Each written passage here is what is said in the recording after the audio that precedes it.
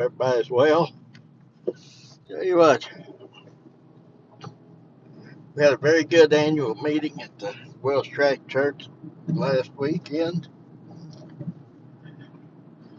Thoroughly enjoyed myself, the fellowship of the brethren, those members of the Wells Track Church that came from far, and our brethren who also came from fairly far, uh, part of the church at Huntington, West Virginia. I believe we had a beautiful time. I think everybody that was there enjoyed it. I'd love to be able to do such thing again this coming weekend, or next month or sometime. I just think it really means something. Morning.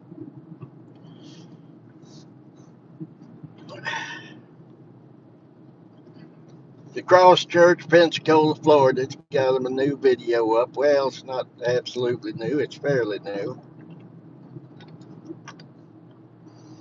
On the creation mandate and marriage. I hope to deal with varying points on that every day this week, if the Lord so wills.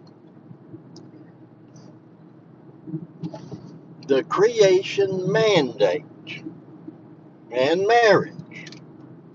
Morning, morning, morning.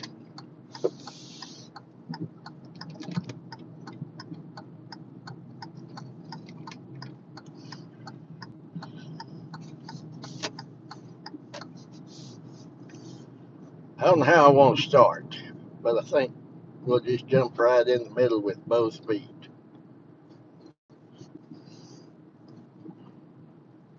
I don't know how many pastors the church has, but there's two of them that both call themselves pastors sitting there talking in this video.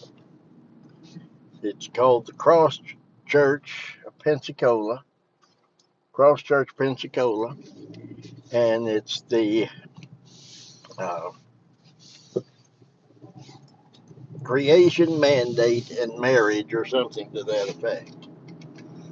And I want to start out with that. How many shepherds are there over a flock? One flock? There shall be one flock and one shepherd.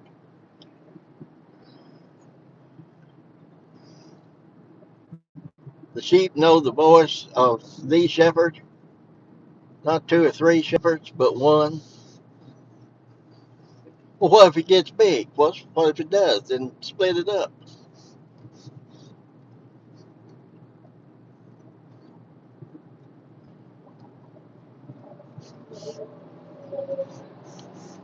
I thought you always said there should be more than one elder in the church. I did. And I believe that's a biblical mandate. But they are not all called pastors. And if the flock analogy is to hold up, you look at a flock of sheep. This flock has a shepherd, that flock has a shepherd. Where am I going? Get out of my way. Heathens on the road this morning. But listen, that's not what I want to criticize, because one of them's probably a junior pastor and the other one's a senior pastor. We find that all over the New Testament, don't we? Excuse me for licking my lips, but right before I got in the car here, I ate some honey, and there's still a little residue there, I'm afraid. Anyway, let's start out with this creation mandate and what they call, are you ready for this? Now listen close. Are you ready for this? The Imago Dei. Yes, I'm here speaking in tongues. That's Latin. Can you figure out what it means? Image of God. Now, why does someone want to say Imago Dei when they could just as easily say image of God or God's image? Hmm? Well, I'll tell you why. To show you how reformed, isn't it interesting? And this just came to my mind that the Roman Catholic Church, for hundreds and hundreds of years, said their masses in Latin. Well, when Vatican II came along, and the Roman Pope, I don't remember which one it was then, doesn't matter. All popes, when they speak out of the chair, ex cathedra, are inspired anyway. Well, they all put out this Vatican II document. And it said that Mass can now be said in the vernacular language.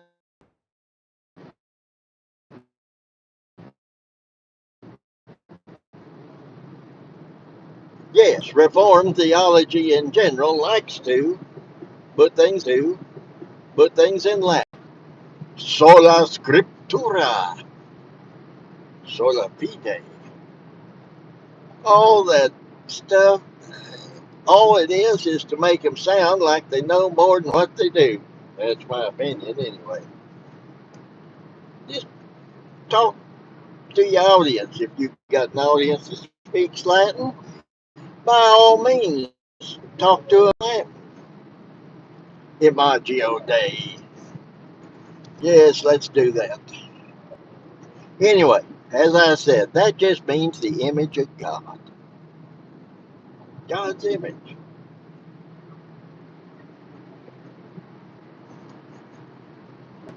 Now, they never tell us what that means, or they haven't yet. I'll confess, I haven't listened to the last 10 minutes of it. I hope to do that today, but I haven't done it yet. They may just spout out there something glorious, but I certainly am not looking for it. So it behooves us to begin this by considering what the image of God is in which man was created. Now, you get your systematic theology books out. You get all sorts. You go online and you find Gill's Body of Divinity. You find Charles Hodge's systematic theology. You get, what was his old name? He was a Southern Presbyterian. Abney's lectures in systematic theology out. And look and see what man is going to say that image of God is. Oh, it's uprightness. Oh, no, it's holiness. Oh, no, it's a free will.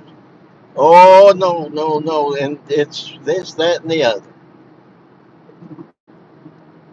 May I give you what I think is one of the simplest answers to that you will ever hear. Being a simple person, it resonates with me that this is the truth. The image of God in which Adam was created is certainly not holiness, righteousness, spiritual life, or free will. It is the fact that he was created with his bride in him. How is that the image of God, you might ask? Where was Christ's bride in eternity? Was it not in him as well?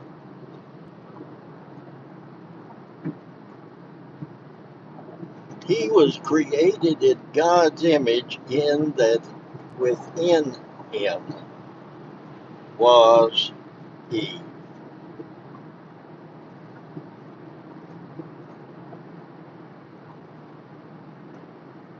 Go read in Genesis 3 about it.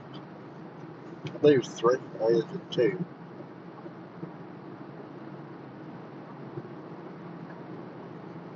Escapes my thought, but you know what I'm talking about. Male and female created he, in the image of God created he him, male and female created he them, when there was only Adam standing there. Adam was not both male and female, no, except for the fact that in him was his bride, whom he was to love.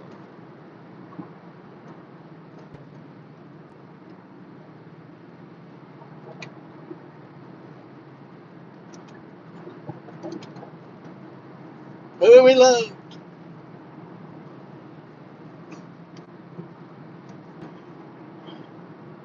Oh, yes, Brother Napier, that's why I made the distinction between elder and pastor. I believe that the church should have more than one elder, but there's a shepherd as well, and he's one over the flock.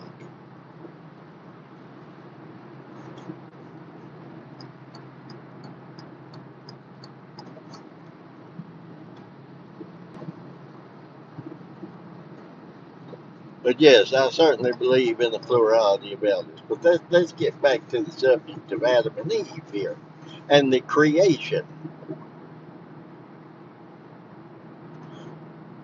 The creation mandate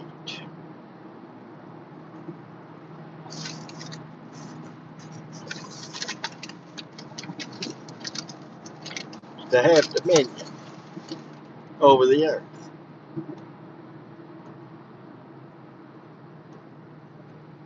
Have dominion over the earth, right? That's why those that believe in such a mandate sometimes call it dominion theology, and they believe we are to continue to have dominion over it.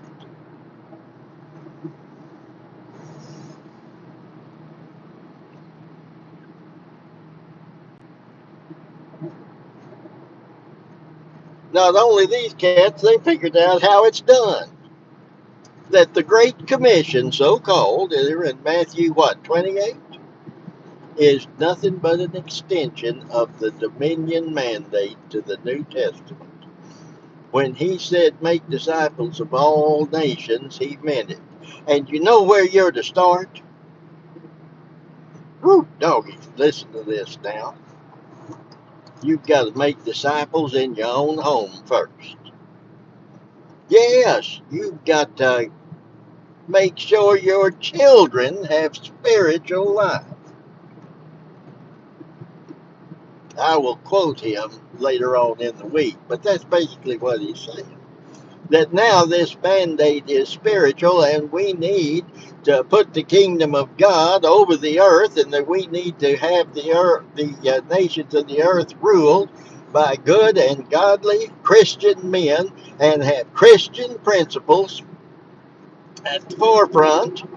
Just the same thing as people have tried to do from time immemorial, and even in this country in the 1800s, Ezra Stiles Ely, Presbyterian minister at Philadelphia, attempted to establish a political party called the Christian Party and elect nothing to office but Christian men. That way they could have dominion. At one time, such a thing was called theonomy.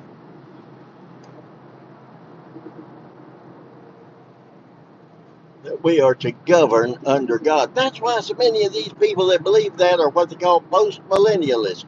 They're going to make this country greater and greater. They're going to make the world holier and holier. And they're just going, and Jesus just going to have to come back after they have 1,000 years of prosperity and glory.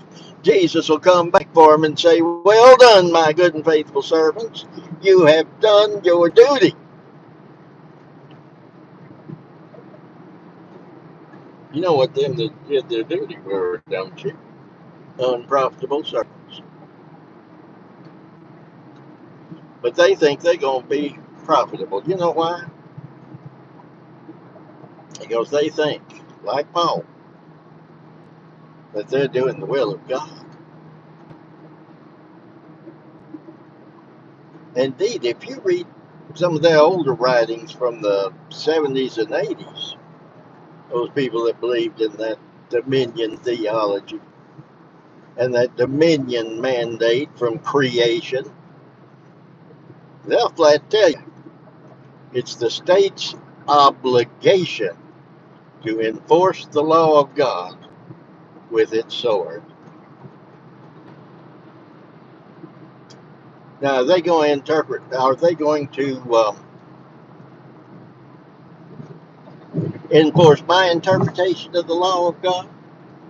Oh no, they, they go to they go to interpret it according to their own ideas, and most of them are work-mongering legalists. They're Sabbath keepers, though they don't believe in the seventh-day Sabbath. If you're going to have a literal Sabbath, that's the only time you can have it.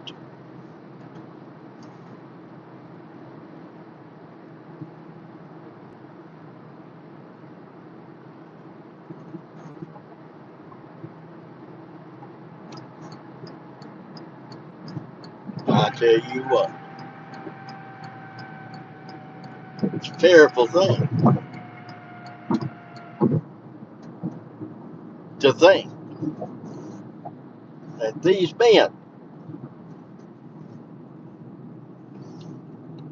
would grab a hold of these ideas and seek to enforce it on them who they would, pay lip service and say they're their brethren. But more than that, all these poor old ignorant sinners out here that don't know anything about it. Yes, we're going to beat you in line with that law. And if you don't like it, you can leave. And if you don't want to leave, we'll just enforce it with imprisonment, or maybe corporal punishment will come back. Maybe capital punishment. And like Calvin, they'll say, oh, it's the state that's doing it. You know, you counsel them to do what they did. And you religious leaders are going to counsel the state to do what they do when if it ever happens, which the Lord will preserve us, it won't. Oh, wouldn't it be such a glory? No, it wouldn't be a glorious place. Well, look, I'm already where I'm supposed to be. We will return to this subject tomorrow. Imago Dei. I'll let you know what's going on with this some more, because it is fearful, brethren. I'm serious. It is fearful. So I got to get off here. Lord willing, we'll see you tomorrow.